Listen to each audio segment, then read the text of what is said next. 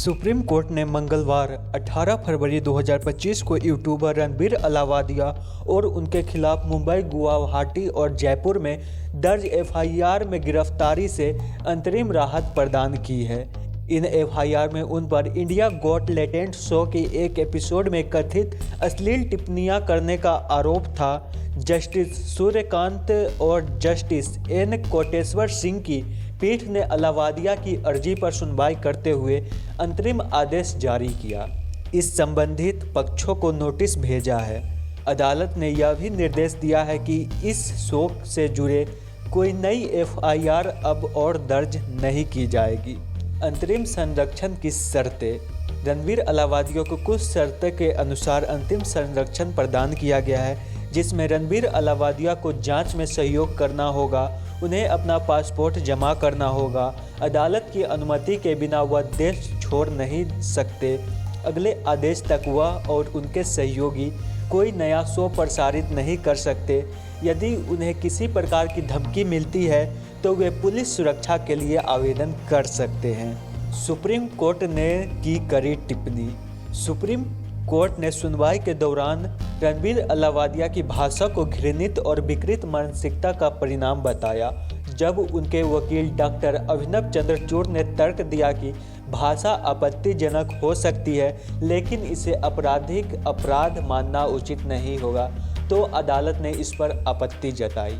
Justice Suryakant ने तीखा प्रतिक्रिया देते हुए कहा, यदि यह अश्लीलता नहीं है तो फिर क्या है? इस तरह की भाषा माता पिता, बहनों और बेटियों के लिए शर्मिंदगी का कारण बनती है। पूरा समाज इसे अशोभनीय मानता है। उनके दिमाग में कुछ बहुत ही गंदा था, जिसे उन्होंने इस कार्यक्रम में व्यक्त कर दिया।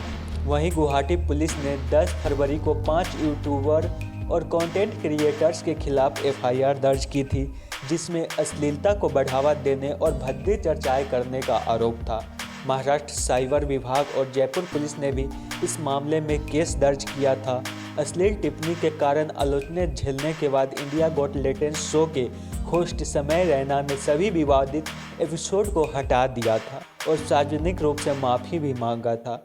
वहीं रणबीर अलावादिया ने भी इसे लेकर ये सारी वो बातें हैं जो रणबीर अलावादिया को सुप्रीम कोर्ट फटकार लगाते हुए कह चुका है। मतलब साफ है कि आप कुछ भी कर सकते हैं, भले ही आप कितनी भी बड़ी सेलिब्रिटी हो, बोलने में हद पार नहीं कर सकते। सुप्रीम कोर्ट में रणबीर अलावादिया ने अग्रिम जमानत की याचिका डाली।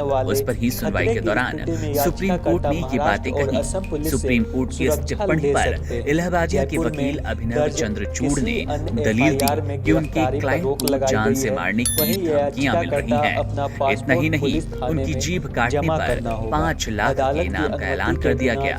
वकील चंद्रचूड़ अभी अपनी दलील पेश ही कर रहे थे कि कोर्ट ने उनको टोका और कहा कि क्या आप उनकी तरफ से इस्तेमाल की गई भाषा को डिफेंड कर रही हैं, जिस पर वकील अभिनव चंद्रचूड़ ने दलील दी कि नहीं माय लॉर्ड, वो खुद भी इस तरह की भाषा से निजी तौर पर बेहद आहत है। लेकिन क्या ये बातें इतनी बड़ी है कि उन पर क्रिमिनल केस चलाया जाए? फिर क्या था? कोर्ट ने बुरी तरह से फटकार लगाते हुए कहा कि आप इसका बचाव कर रही हैं कि ये अश्लीलता नहीं है। तो फिर अश्लीलता का मानक आखिर क्या है? आप हमें बताएं। ऐसे में तो आप